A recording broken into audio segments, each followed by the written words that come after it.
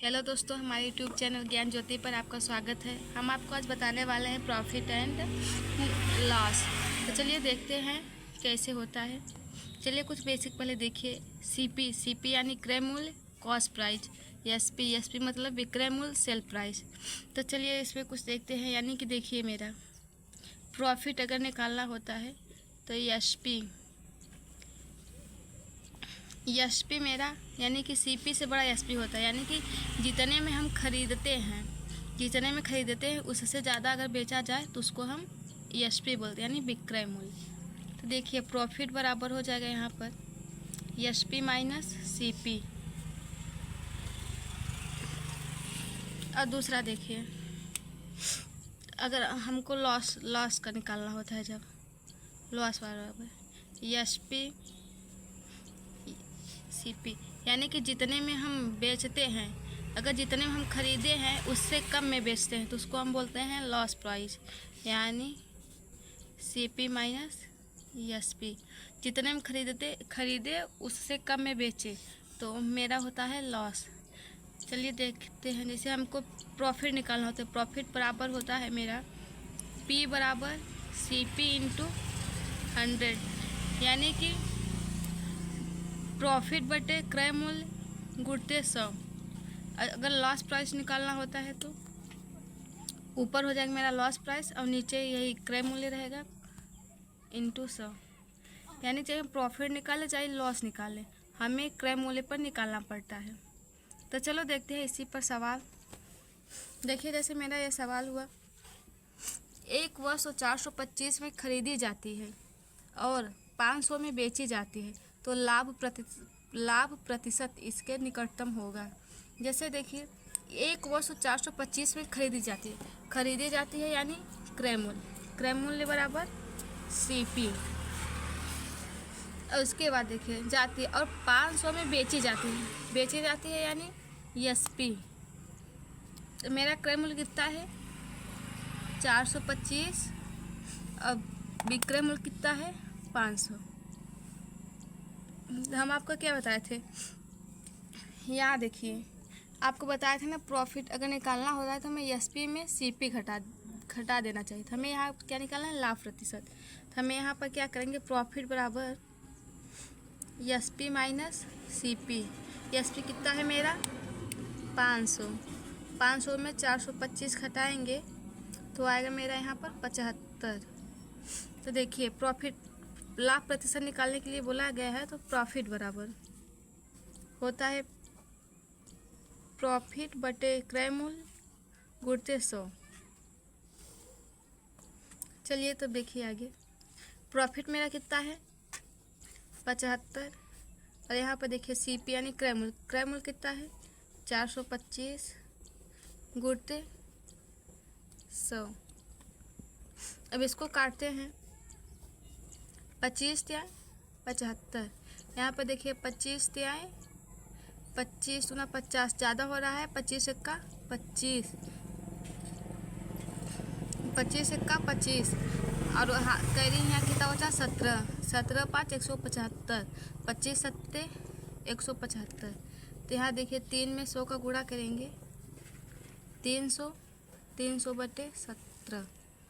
अब इसको भाग दे दीजिए। देखिए 17 में 300 भाग देंगे, 17 का 17 बचा 13 130 17 सत्ते 119, फिर पॉइंट में जाएगा समथिंग 6। तो मेरा यहाँ पर कितना प्रॉफिट आएगा 17.6। ये देखिए मेरा लाभ निकल के आया। देखिए कितना आराम से निकल गया, हम आपको सूत्र बताए थे। अब देखिए चलिए देखते हैं अगली सवाल देखिए, यदि क्रय मूल्य का विक्रय मूल्य से अनुपात 5.7 है तो लाभ प्रतिशत क्या होगा। यानी क्रय मूल्य का क्रय मूल्य सीपी, विक्रय मूल्य एसपी। तो क्रय मूल्य क्या दिया है 5 और 7। प्रॉफिट यहाँ पर कितने का हो रहा है 2 का, यानी कि हम 5 में खरीदे हैं 7 में बेचे, तो प्रॉफिट मेरा कितना हो रहा है 2 का। यहाँ पर प्रॉफिट हो रहा है 2 का। तो देखिए यहाँ पर डायरेक्ट करिए, प्रॉफिट निकालना है तो पी प्रॉफिट बटे सीपी इंटू 100। तो यहाँ पर देखिए प्रॉफिट कितने का आ रहा है, 2 का। सीपी कितना है, 500 ना। तो यहाँ पर देखिए 5 दूनी 10, 0 5 20 दूना 40। कितना है मेरा प्रॉफिट यहाँ पर, 40%। देखिए कितने आसान तरीके से हो जा रहा है। बस आपको सूत्र याद है और मेथड याद रहेगा तो तुरंत हो जाएगा। ये मेरा है आंसर। इसी तरीके से अगला सवाल देखिए। 1 फुट का विक्रेता एक तिपहिया साइकिल, यानी कि तिपहिया साइकिल 3 टायरों वाली साइकिल 1125 में खरीदता है। उनका ऊपरी खर्च, यानी कि उसके ऊपर से खर्च अपने से लगाता है खरीदने के बाद 75 रुपये। यदि वह तिपहिया साइकिल 1380 में बेचता है तो उसका लाभ प्रतिशत क्या है। यानी कि 1125 में खरीदा है और 75 रुपये खुद फिर से लगाया है और उसके बाद 1380 में बेच दिया है। तो यानी कि तिपहिया साइकिल 1125 में खरीदता है यानी मेरा हो गया यहाँ पर सीपी कितना दिया है, 1125। और उसने क्या दिया है देखिए, ध्यान से देखिएगा। उनका ऊपरी खर्च बोला है, ऊपरी खर्च यानी वहाँ फिर लगाया है तो इसका 75 इसी में ऐड हो जाएगा। तो जोड़ दीजिए 5 5 10 7 2 9 1 10 1 1 2 1, यानी उसमें पूरा खरीदा है कितने का, 1200 रुपये में। और एसपी मेरा कितना दिया है, 1380 रुपये। तो यहाँ देखिए प्रॉफिट बराबर होगा मेरा एसपी माइनस सीपी। एसपी कितना है, 1380 और सीपी कितना है, 1200। तो माइनस कर देंगे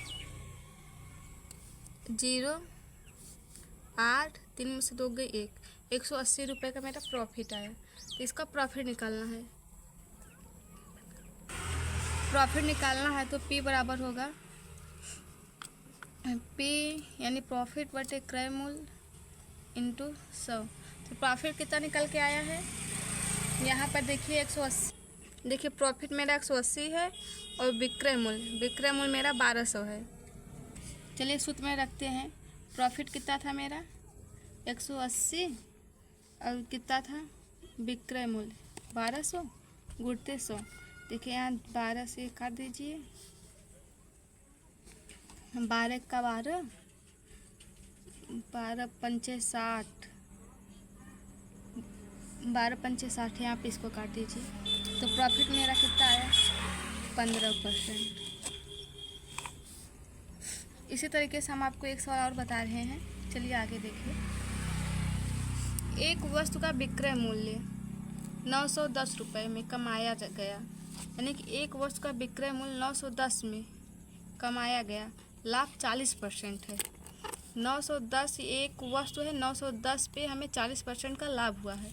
तो वस्तु का क्रय मूल्य रुपये क्या होगा, यानी कि हम उसको बेचे हैं 900,